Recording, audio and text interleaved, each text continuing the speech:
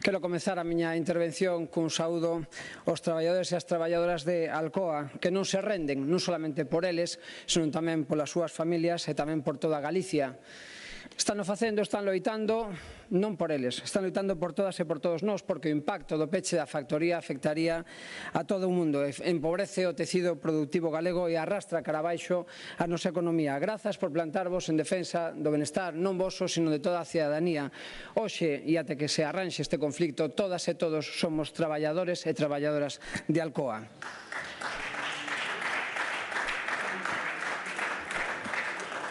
É sorprendente a rapidez coa que o conselleiro esqueceu o acordo parlamentario de onte, onde, nunha iniciativa, a proposta precisamente do Partido Popular, acordamos buscar solucións e non sinalar culpables. Desde logo, se vamos a eso nesta intervención, nos temos moitos sinalamentos que facer. Viñeron aquí a falar de falta de iniciativa política do Goberno Central e de que non se está facendo todo o que se debera por estabilizar precios. Queren culpables? Mírense no espello. Aí teñen os culpables da regulación actual do sector eléctrico. Dixo o conselleiro tamén que aínda non se convocou a poxa de interrumpibilidade para o ano 2019. Esquezolle dicir que o ano pasado non se convocou tampouco hasta o mes de novembro e gobernaban outros no Goberno Central e ademais foi non só por 6 meses. Deixa claro, señor conselleiro, que ven aquí cunha actuación de parte e non cunha actuación de interese xeral para o conxunto da cidadanía. A súa prioridade non son os traballadores e as traballadoras, sino a defensa dos intereses do seu partido e da memoria que deixaron no Goberno do Estado. É evidente que non fixeron os deberes anteriormente, por iso, cunha legislación aparentemente errática e improvisada con sucesión de parches de mínima duración que impediron a existencia dun marco estable e que fose competitivo a longo prazo. Unha situación que foi mantida de forma deliberada no tempo, non foi inconsciente, foi deliberada no tempo por parte dos gobernos do Partido Popular, coa connivencia, sí, dun poder político dedicado a amparar o oligopolio eléctrico, este que sabe agradecer colocando os seus máis ilustres exdirixentes en postos executivos, apelídense Aznar ou Fernández de Mesa, nun exercicio inaceptable sempre, pero sobre todo neste momento de portas xiratorias entre poder político e empresa privada favorecida por eses que ocuparon antes postos políticos de relevancia e que posteriormente exercen de lobistas sobre os antigos compañeros de partido. Temos que desenchufar dunha vez por todas a connivencia co oligopolio eléctrico por parte do poder político, tanto pola vía da legislación como pola vía da subvención. E falemos claro, estamos nun escenario non que non se pode ceder a chantaxe de Alcoa, non se poden dar máis cartos sen condicións ás empresas electrointensivas. Non se pode aceptar que Alcoa coloque os traballadores e traballadoras como escudos humanos da protección dos seus propios intereses. Resulta por iso urxente e vital o cumprimento por parte da empresa do reclamo unánime desta Cámara, que representa a soberanía do noso país, a retirada inmediata e incondicional do ERE de extinción. Esta petición debería de marcar, se isto fose o normal e o acordado onte se cumplise con normalidade, o inicio da unidade de acción neste Parlamento, dos concellos afectados, do Goberno da Xunta, do Goberno do Estado, situándonos a carón das traballadoras e dos traballadores de Alcoa. A esta unidade inicial debería de seguir unha proposta conxunta. De aquí estamos extraendo solucións as que subimos a tarima. Pois moi ben, debe salir unha proposta conxunta, consensuada, que pense na xente, nos postos de traballo, no futuro industrial do noso país e que incinere dunha vez por todas calquera dúbida sobre de que lado están algunhas forzas políticas galegas. Facer o contrario solamente beneficia a estrategia da Alcoa. Agora ben, escoitado o conselleiro, desde Marea pensamos que é o momento tamén de rescatar a hemeroteca, aínda que seña fugazmente. Queremos recordar que Marea presentou nesta Cámara e no Congreso dos Diputados varias iniciativas durante estes 2 últimos anos para mellorar o sistema que garantise a viabilidade das empresas electrointensivas con 2 obxectos principais. O primeiro deles, acabar cos ataques especulativos do prezo da luz polo oligopolio eléctrico e, en segundo lugar, para estabilizar prezos para introducir certeza no sector. En todos os casos, rexeitadas cos votos en contra do Partido Popular. En segundo lugar, queremos recordar que o goberno do Partido Popular de Mariano Rajoy estivo 6 anos poñendo parches e adxudicou centos de millóns de euros a Alcoa sen exixir nin controlar, primeiro, que se investira na mellora das instalacións para facelas máis competitivas, o cal desincentivaría agora o peche, e en segundo lugar, tampouco sen preocuparse da consolidación de emprego. E agora veñen aquí a rasgarse as vestiduras, é algo incomprensible. Terceiro dato, moi moi concreto. En xaneiro de 2018, En Marea presentou unha proposición non de lei nesta Cámara que debatimos para que se executara, para instar ao Goberno do Estado a que executara a partida orzamentaria de 2017 dos orzamentos xerais do Estado de 150 millóns de euros co obxectivo de estabilizar este mercado. Ben, o Partido Popular votou en contra, votaron en contra. Se non conto verdad, suba agora e desmíntame. E se é, explíquelle aos traballadores e as traballadoras por que o fixeron. Cando veu vostede agora nesta primeira intervención precisamente a reclamar que se executaran esas partidas. Pois por que votaron en contra da de 2017 en xaneiro de 2018 nesta Cámara? Explíquellelo a eles e a toda Galicia que lle está escoitando.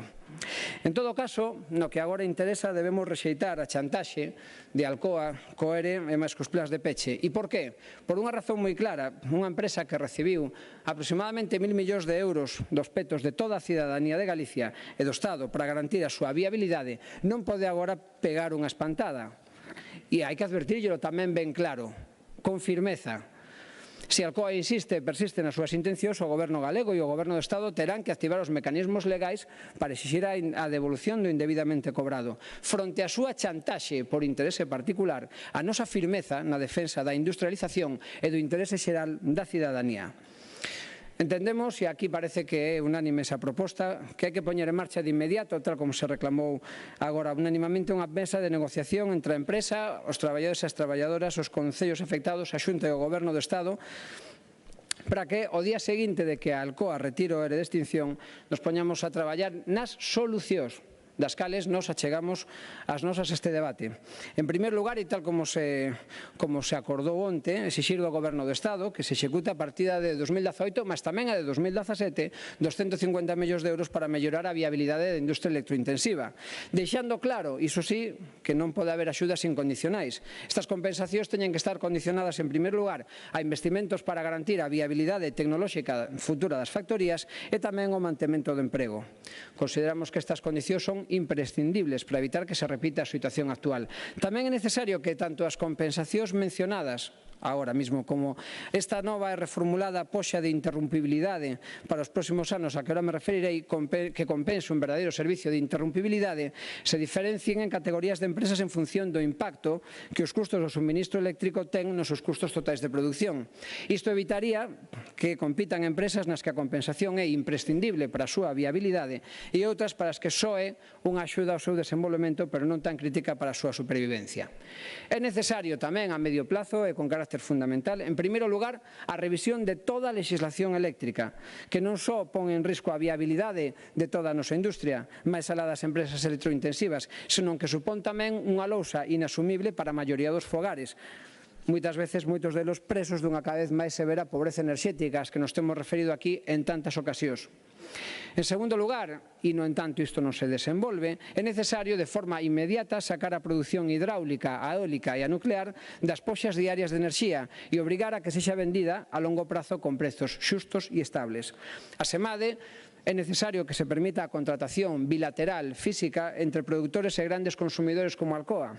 Esta, por exemplo, é a situación que xa ten a planta de Alcoa en Noruega e que ten contratos a 15 anos con prezos estables con produtores eólicos, o que fai que unha planta menos productiva que a da Coruña teña o seu futuro garantido moi a longo prazo. Tamén a longo prazo, pero tamén con vista na renovación das institucións europeas próximamente, convén sinalar dúas cuestións. A primeira delas, a necesidade de desenvolver arancéis medioambientais baseados na pegada de CO2 nos puntos que entren dos produtos, que entren na Unión Europea procedentes de países terceiros.